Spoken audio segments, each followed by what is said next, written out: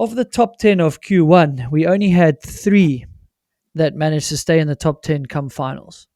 We also could put Ben Coulange as a question mark. He was 4th at the last bit before he crashed. Right, so that's maybe 4. That's really unheard of.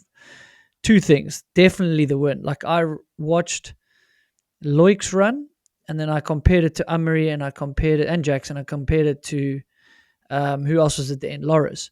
And there was not only like a windsock that was almost lying down, it almost looked like it was going the wrong direction. So to me, it's like the wind died, and I'm not taking away anything from anyone in the top 30. I'd never do that. Like you say, it can still be Jackson's to win, but you would have maybe had more of those top 10 guys in there. And then do you think that other thing we mentioned in the preview, getting more reps at speed, like forced reps in Q2, there's that. Exactly that. But what I think also happened is, like, you've got the wind is one aspect. Like, even Loic says, I don't know what happened. I had to tell Amory Loris, like, dude, there's no ways that was like your result with what your run looked like. But if you look where these guys came from, if you qualify 11th or 14th in Q1, you've done a job. But I think it lights a fire in your ass, and you go up the next morning and you're like, I'm a little off pace. I need to go like crazy here. And if you get that combination right of fire up your ass and aggressiveness in your finals, you often jump up the leaderboard versus someone that's qualified fastest. How much faster do you push? How much subconsciously do you allow yourself to push? You've hit the nail on the head for me, because Q1, the people that didn't go through on Q1, such as Andy Kolb, such as Oshin, for example, those 2 boys came out in Q2, and Colby put down the fastest time of the day in Q2. So he comes out and he's like, right, I clearly need to step up. He has that Q2 time, and he knows, therefore, right, it's going to get faster again. And the thing is that those extra reps, by race day, the times are getting quicker and quicker.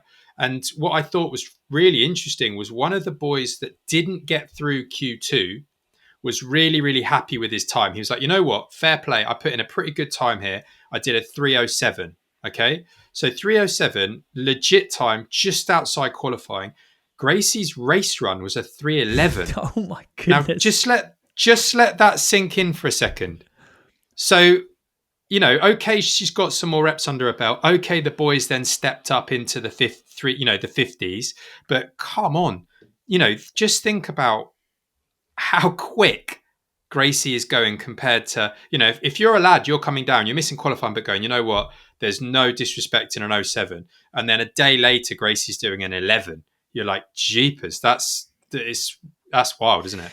Yeah, Leogang brings that out and has for years, right? With the motorway section, like, it's so simple. It brings more people into the conversation. Like, if you say that downhill in 2025 has crazy depth, both female and male, and then you make a track that's easier to ride, thus more people are going to probably go closer to the average speed. That's what happens. And then you got juniors that have come up, like Kiefer, like he's now finding his feet. So a recipe cool. For that. Yeah. And one thing to say on the motorway as well, I don't want to be negative, but there was a section on the motorway that I think Loic brought up in the riders' meeting to say every time he lands this sort of, it's like a kind of compression that sends you down, he feels as though he's getting bucked. And they didn't make any change to that. It was sort of just noted, but, whatever.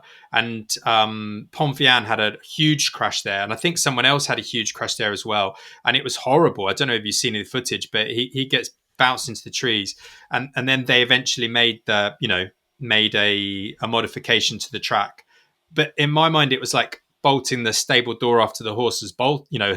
It's like, you should have done this before. But again, it's indicative of the speed they're going. Do we need that absolute top speed where there's not that much going on? And I know we were trying to say, well, the more stuff they put on this motorway, the more it keeps you in the present. Back in the day when it was maybe just tucking, your mind sort of wanders and you start to kind of not stay in the present.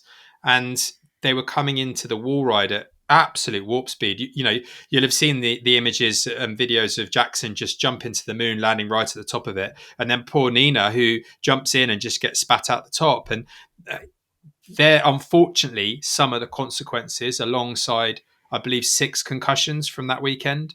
And I do wonder whether that is the very high speed. That's some of the negatives towards that. I think it's a very fair byproduct of going so fast and asking these questions of the race, and then you throw in the tailwind. I mean, we must remember, like, if you do a practice run and you're no breaking a section, and then there's a tailwind, it's impossible to guess like how much to break or how not. And I was victim at like Darkfest. I mean, it was 100% downdraft down a valley. It was the 20th time I did a jump at high speed. And I'm just referencing that it's like, it's so easy to happen. Where you're like, okay, it's one tap of break here, and then I'm not going to overshoot this jump, and then I won't get bucked on the next one. Okay, well, you can't guess how much tailwind you've got this run. And that's why the margin for errors are so small. So I think, like, obviously we've got hindsight as a perfect science. But I do think that's something to be like, should we look at how many concussions we've had? Okay, there is a potential tailwind. Rather build in that level of safety. Even if you slow it down, times go a little bit faster. You got to figure that out a little bit longer. But worst case, you're just bringing more fit riders into the conversation. Like, if it's a bit slower, then you've got to work harder to maintain speed. You never want to be breaking into a jump. You never want to be second guessing that. You'd rather be like trying to make speed, which, yeah, I think it's a fair thing. Guys, let's slow it down just a little bit. It was good points you make about those jumps. And if you watch Gracie's run, you'll see as they come out the stump section, there's 2 big tabletops and they've got wooden kickers, and the wind made all the difference as to whether should you do the wooden kicker and either bounce. The girls were sort of doing wooden kicker on the first one and kind of landing on the tabletop and then bouncing off it, or they weren't doing the wooden kicker and getting a downside. And then the next one, do you do the kicker or try and get a downside? And Gracie was questioning that. That was one of the things we were going through at the top, because the wind had really picked up. And, we were trying to work out what the best option was. And in practice, sometimes she would hit the kicker and come up really short. Sometimes she wouldn't hit the kicker and get a perfect downside. And then on her race run, you'll see the second jump, she doesn't hit the kicker. And she just sort of, like, I see her knees pulling back and the bike starts to go, and I'm like, oh my God, she's overjumped this by miles. And she just catches the bottom. But that's the wind. It's like, next time, in hindsight, you'd hit the kicker and been perfect.